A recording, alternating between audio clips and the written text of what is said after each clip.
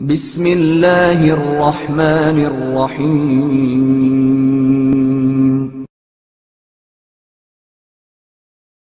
ابو اسحاق صابی کا شمار 4 صدی ہجری کے مشہور اور نامور عالموں میں کیا جاتا تھا۔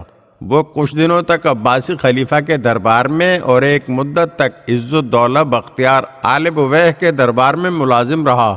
ابو اسحاق صابی خاندان سے تعلق رکھتا تھا۔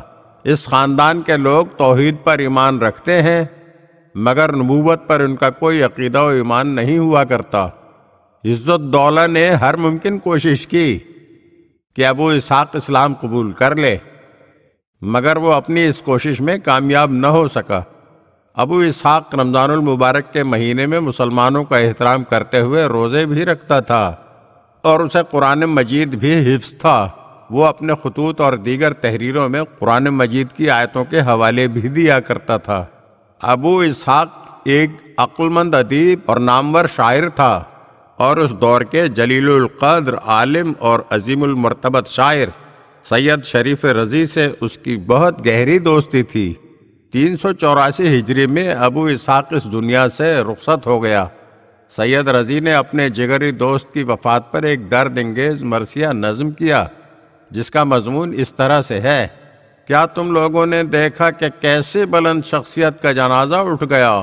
کیا تم لوگوں نے دیکھا کہ شمع محفل کس طرح خاموش ہو گئی؟ ایسا پہاڑ زمین پر گر پڑا کہ اگر یہ بھاری بھرکم پہاڑ دریا میں گر جاتا تو دریا میں ہیجان پیدا ہو جاتا اور اس کی سطح کفالود ہو جاتی۔ تیری وفات سے قبل مجھے یقین نہ آتا تھا کہ مٹی تجھ ایسے کوہ عظیم کو اپنے دامن میں چھپا سکتی ہے۔